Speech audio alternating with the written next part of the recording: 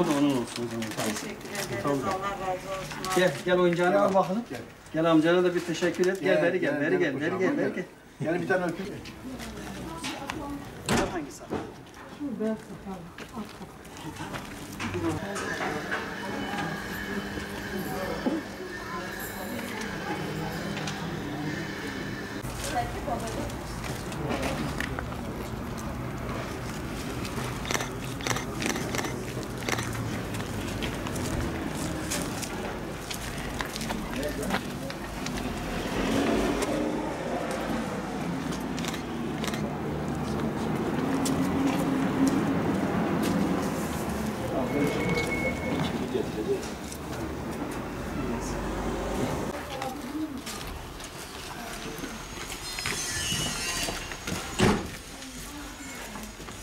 Selamünaleyküm.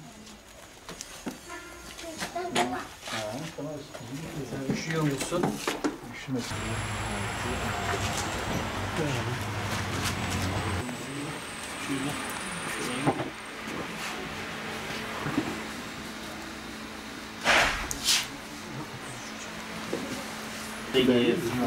On numara oldu. Evet evet. Abla bu oldu. Oldu mu? 12 yaş için bence gayet uygun oldu. Gelir.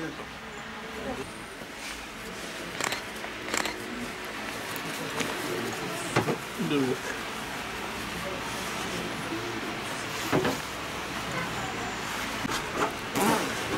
Oo.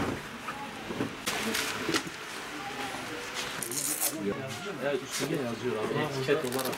Yaş olarak yazıyor. İlk kız mı? Üşümüşsün. Hadi güle güle giy bakalım. Montum var aslında da. Montu var mı? Şeyim var, Ahmet'im var. Tamam varsa sıkıntı yok. Onun yok. Tamam arasın şu. Ahmet sen değil mi bunu? İyi, 10 numara oldu bu. Bir dene bakalım az dur. Ömer.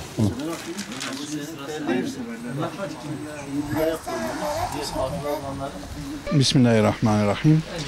Umut Kervanı heyeti olarak deprem bölgesindeki ziyaretlerimize devam ediyoruz. Bugün ziyaretlerimizin ikinci günü ve bizler Adıyaman'da çalışmalarımızı yapıyoruz. Heyet olarak ihtiyaç sahibi tespitli ailelerimize gıda ulaştırdık ve özellikle kışlık çalışmamız olan bir bot, bir mont projesi kapsamında da özellikle ihtiyaç sahibi çocuklarımızı giydirmek adına şu an Umut Kervanımızda programımızı yapıyoruz. Gelen kardeşlerimizi giydiriyoruz. İnşallah hayırseverlerimizin destekleriyle bu sayılarımızı daha da fazlalaştıracağız. Hem gıda olsun hem de diğer ihtiyaçlar olsun ve bununla beraber biz öğrendik ki birçok kardeşimizin bu kış ayında depremzede çocuklarımızın ihtiyacı var bir bot ve monta. İnşallah bu kışlık giyimlerini de bizler gerçekleştireceğiz. Bunu devam ettireceğiz. Rabbim tüm hayırseverlerimizden razı olsun inşallah. Heyet olarak deprem bölgesindeki çalışmalarımız devam edecek.